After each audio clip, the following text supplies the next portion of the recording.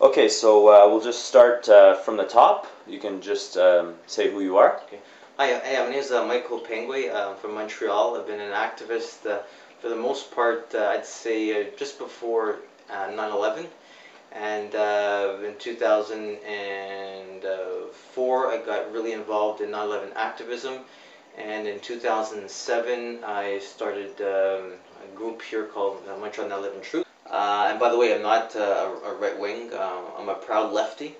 So recently there was a protest in Montreal against George Bush's visit to Montreal, and there was a confrontation between you and anti-war activist Jaggi Singh.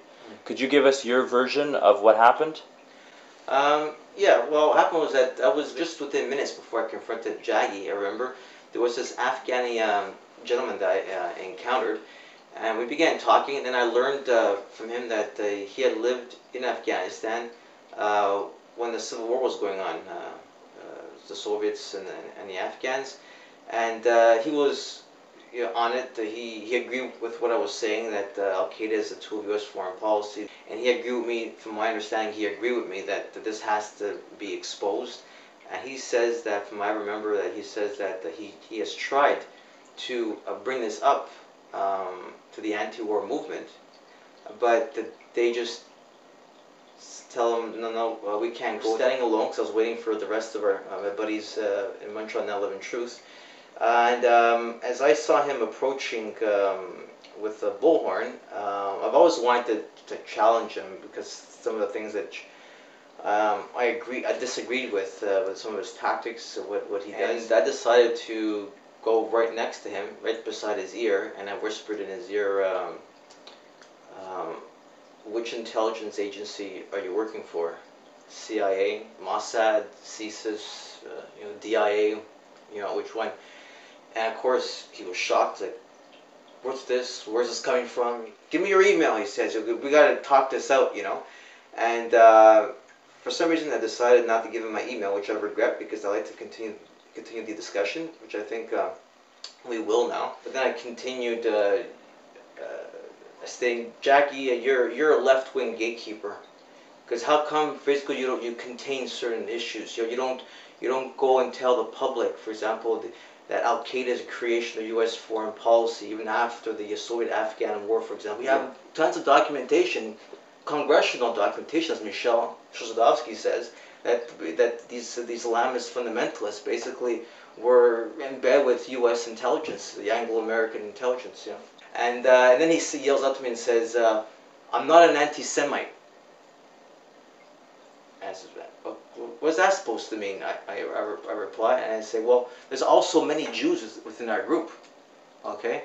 One of my biggest heroes in 9/11 is actually Michel Chossudovsky, who was a son of a Russian Jew, So your statement about Al Qaeda being a tool of U.S. foreign policy, did Jaggi respond to that statement? No, he was basically just quiet. They didn't respond to that. Okay, now you going up to Jaggi and asking him if what agency he works for, CIA. You never discussed with the rest of the Montreal 9/11 Truth Group that you were going to say that, right? No, they're just basically out of impulse. But Jaggi seems to be, from my understanding, seems to be like a person who just wants to protest. Just wants to protest, raise a lot of shit. But no, you can't get involved and don't support political parties. I don't believe in that. And I find he contains the debate. He won't go into certain areas like many of the people in the anti-war movement. For example, they won't go into 9/11. They won't go into the politics of Al Qaeda, that Michel Chossudovsky does amazing work detailing. They also won't go, for example, into the overwhelming evidence that we have, thanks to the work of Dr. Daniel Ganser, that NATO, for example, the CIA were involved in the state-sponsored terrorism. They won't even go, for example, into the Bank in Canada. So they won't go there. It's like they won't go after the octopus's head, basically. So the establishment feels safe enough, and that's why I find these anti-war movement characters, okay, get the attention of the media, because they're not going to really rock the boat. These same individuals who, by their own conduct, clearly are very well educated people, cannot possibly be serious in telling the masses of people who place their confidence in them that they sincerely believe that political action is not what leads to change. And it defies logic. And that defiance of logic is of such nature as to need to represent the biggest confidence trick, and one that is well worn by establishments the world over. And based on what happened at the protest with you going up and whispering in his ear, what agency do you work for, and then gauging his reaction, do you think he's an agent? I don't know. It's tough to say. These agents are so they're so clever at disguising who they are. But he doesn't even have to be working for them, because he's behaving like one who's working for them, for example. And he's playing the game inadvertently or overtly excellent. That he doesn't need to be paid, because he plays the role perfectly. Do you think that the anti-war groups and the 9/11 truth groups should combine forces and work together? Well, I think it should, because if you're really gonna get to the octopus's head, you have to address these issues which I just mentioned. So you believe that without addressing 9/11 truth and promoting 9/11 truth, that the anti-war movement is impotent and actually... It is impotent, yeah, because it was based on, this war on terrorism is based on a lie, based on the official story of 9/11, which now has been proven that it's rubbish. Okay? Even the people who headed the commission saying that basically they failed. Okay. Okay?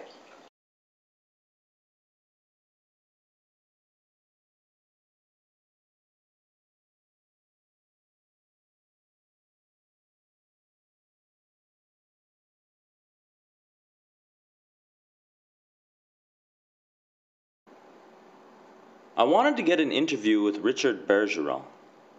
He's running for mayor of Montreal in the upcoming election, and the press has been writing a lot lately about how he's a 9/11 truther.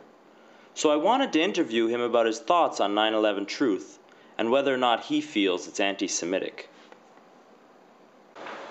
So we came down here to meet up with Mr. Richard Bergeron, who is running for mayor of Montreal, and he's spoken publicly about his doubts about the official story of 9/11, and we wanted to come down here and ask him if he could give us a 5-minute interview on the subject of 9/11, and unfortunately he just responded to us that was in his past life, before he entered the political life, and he's not going to be giving any interviews on 9/11 or speaking about his views on 9/11,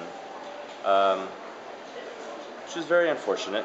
I'm quite sad that he doesn't have the courage anymore to speak about 9/11. Enough people now know about 9/11, and more people are finding out every day, and what he's saying is the truth, that he shouldn't be afraid of it. Okay, so we think that we have found Mr. Bergeron again. We're going to just go verify that we did speak with him. So there he is. We just spoke with him.